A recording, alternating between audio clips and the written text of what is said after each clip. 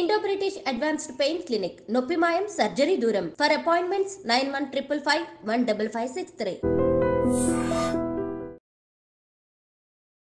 ధన్వంతరి నమః. Dear friends, నా పేరు professor doctor T Venugopala Rao, Ojas ayurvedic centre, Chikkadpally. Friends, చాలామందికి ఉదయం లేవగానే టీ లేదా కాఫీ అలవాటు ఏండ్ల తరబడి ఉంటుంది. ముఖ్యంగా డయాబెటీస్ అనే వ్యాధి వచ్చిన తర్వాత చాలామందికి ఇది ఒక రకమైన ఇబ్బంది లాగా అనిపించే అవకాశం ఉంది. ఎందుకంటే చాలామంది డాక్టర్లు చెప్పేది ఏంటంటే టీ మానేయండి, కాఫీ మానేయండి.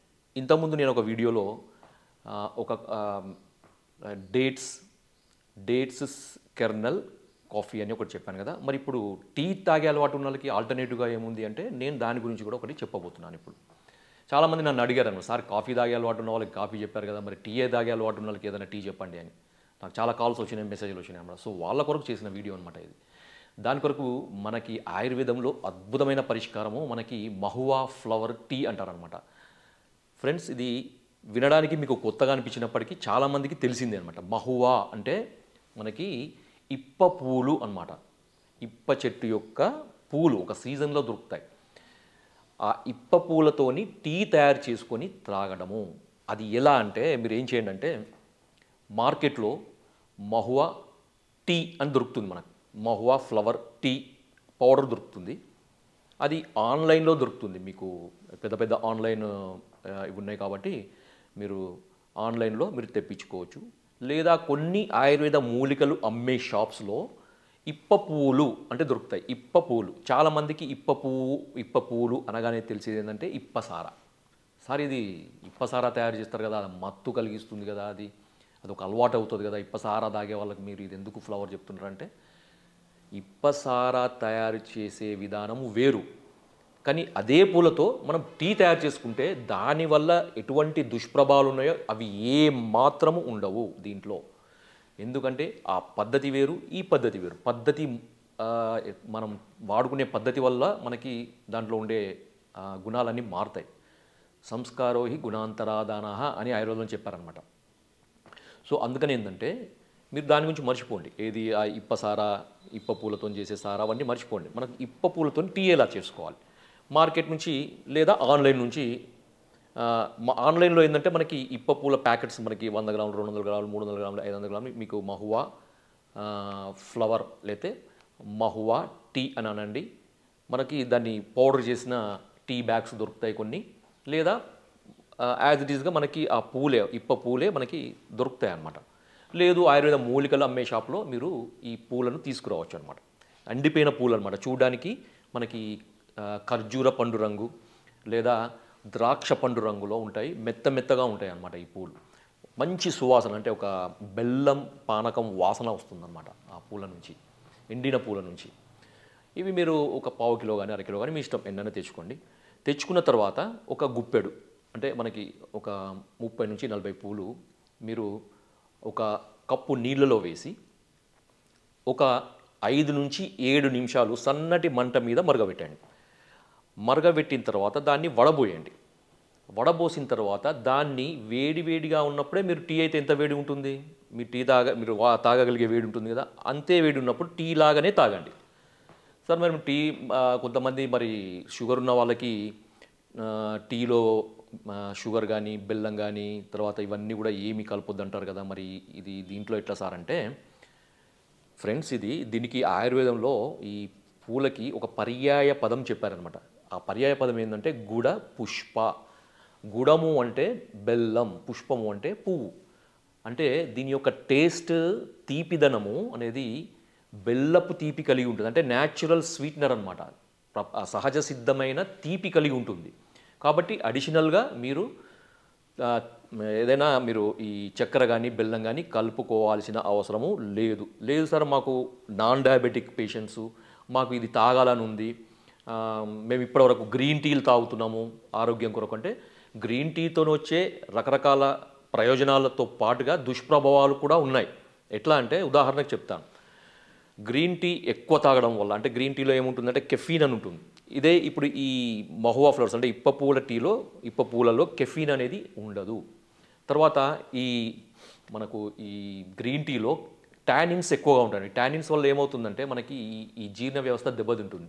మామూలుగా అయితే 2-3 కప్స్ తాగితే పర్వాలేదు. కొంతమందికి ఎక్కువ తాగే అలవాటు అంటే 6-8 కప్స్ లేకపోతే 6 కంటే ఎక్కువ కప్స్ తాగే అలవాటు ఉన్న వాళ్ళలో రకరకాల దుష్ప్రభావాలు సైడ్ ఎఫెక్ట్స్ కనబడతాయి. ముఖ్యంగా ఇది డిప్రెషను, పాల్పిటేషను, తర్వాత యాంగ్జైటీ ఇవన్నీ కూడా పెరుగుతాయి అన్నమాట. తర్వాత ఆస్టియోపోరోసిస్ ఉన్న వాళ్ళు ఎట్టి పరిస్థితుల్లో తీసుకోవద్దు. తర్వాత అనీమియా ఉన్న వాళ్ళు ఎట్టి పరిస్థితుల్లో తీసుకోవద్దు. ఎందుకంటే ఇది కాల్షియం అబ్జార్ప్షన్ తర్వాత ఐరన్ అబ్జార్ప్షన్ని అది తగ్గిస్తుందన్నమాట.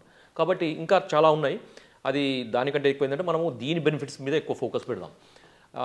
అయితే ఈ ఇప్పపూల టీ ఎప్పుడు తాగాలి అంటే ప్రతిరోజు మీరు టీ ఎట్లా అయితే తాగుతారో అదే విధంగా తాగండి. వడబోసుకున్న తర్వాత మీరు తాగలిగే వేడినప్పుడు తాగండి.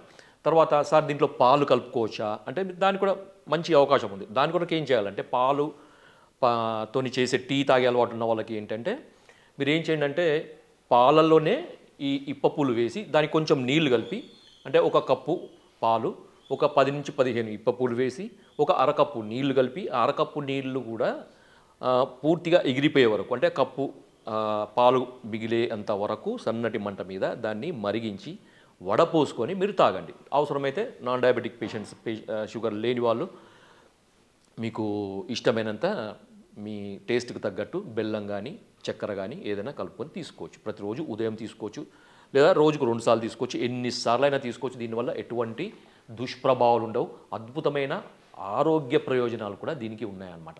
సో ముఖ్యంగా డయాబెటిక్ పేషెంట్స్ ఇది తాగడం వల్ల ఏమవుతుందంటే ఇది న్యాచురల్గానే అంటే మీకు ఏమంటుందంటే NIH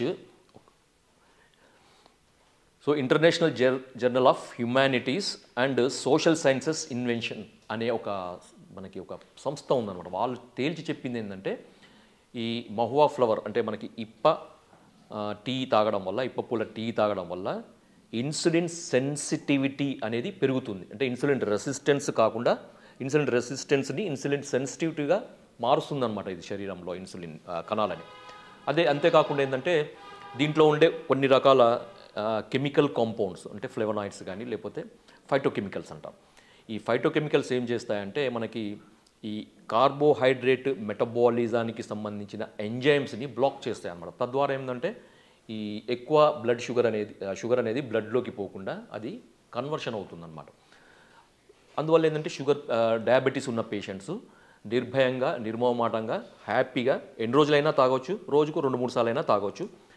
మీరు సహజ సిద్ధమైన తీపి ఉంటుంది కాబట్టి మీకు అడిషనల్గా మీరు తేనె కానీ లేకపోతే చక్కెర కానీ తర్వాత బెల్లం కానీ ఎటువంటిది కలుపుకోవాల్సిన అవసరం లేదు. తర్వాత ఇంకొకటి ఏంటంటే ఇది మంచి రిఫ్రెషింగ్ అనమాట. అంటే మనము టీ తాగితే ఏదైతే మనకు ఒక చురుకుదనం ఒక యాక్టివ్నెస్ వస్తుందో అదేవిధంగా అంటే టీ చాలామంది ఎందుకు తాగుతారు రిఫ్రెష్గా ఉండడానికి తొందరగా స్టిమ్యులేట్ కావడానికి చురుకుదనం కొరకు. అదే చురుకుదనము అదే యాక్టివ్నెస్ అనేది మనకి ఈ మహువా ఫ్లవర్ టీ వల్ల వస్తుంది.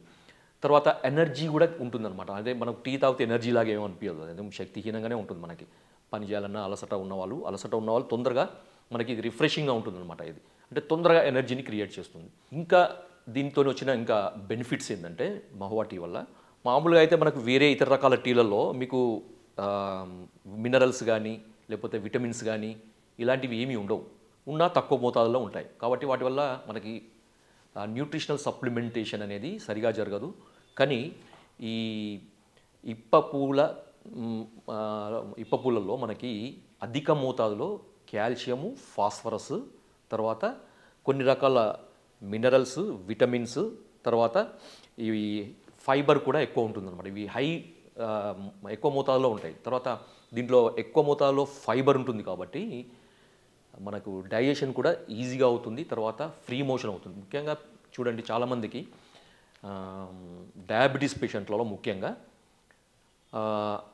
జీర్ణ వ్యవస్థకు సంబంధించిన రకరకాల సమస్యలు ఎదురవుతాయి. దాంట్లో కొన్ని చెప్తాను వినండి. కొంతమందికి జీర్ణము సరిగా కాదు, ఆకలి తక్కువగా ఉంటుంది లేదా ఆకలి ఎక్కువగా ఉంటుంది, లేదా అసిడిటీ ఉంటుంది, ఏది తిన్నా కడుపులో మంట, తర్వాత కొంచెం తినగానే లేదా తిన్న తర్వాత కొద్దిసేపటికి కడుపు ఉబ్బరము, తర్వాత పొట్టంతా పట్టేసినట్టు ఉండడము, గ్యాస్ రాకపోవడము, లేకపోతే కొంతమందికి గ్యాస్ ఎక్కువగా రావడము, అపానవాయువు, కొంతమందికి కాన్స్టిపేషన్ ప్రాబ్లం. ఇలాంటి సమస్యలు ఉన్న ప్రతి ఒక్కరికి కూడా ఈ మహువా టీ అనేది అద్భుతంగా పనిచేస్తుంది. మీరు ఎంత కాలమైనా వాడండి, మీకు ఎటువంటి సమస్య ఉండదు. ఫ్రెండ్స్, ఏ విధంగానైతే మనం ఈ గ్రీన్ టీలో యాంటీ ఆక్సిడెంట్స్ ఉన్నాయని ఎక్కువ మంది ఫ్రీ రాడికల్ స్కావెంజర్స్ ఎక్కువగా ఉన్నాయని వాడుతున్నారు కదా, సో అలాంటి యాంటీ ఆక్సిడెంట్స్ దీంట్లో ఎక్కువగా ఉంటాయి. తర్వాత ఇది యాంటీ ఇన్ఫ్లమేటరీ, అంటే మనకు వాపును, అంటే కొంతమందికి కీళ్ళల్లో నొప్పులు ఉంటాయి, వాపులు ఉంటాయి అన్నమాట. సో అలాంటి వారు కూడా ఇది తాగొచ్చు. ఇది ట్రీట్మెంట్ గురించి కాదు, అలాంటి వాళ్ళు వాడే మందులకు అనుగుణంగానే ఇది వాడితే వాళ్ళకి ఆ నొప్పుల యొక్క తీవ్రత అనేది తగ్గుతుంది, వాపు అనేది కూడా తగ్గుతుంది.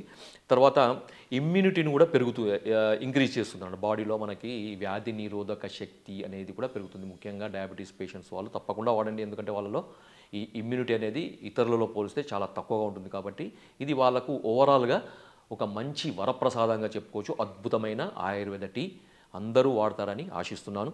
జై ఆయుర్వేద.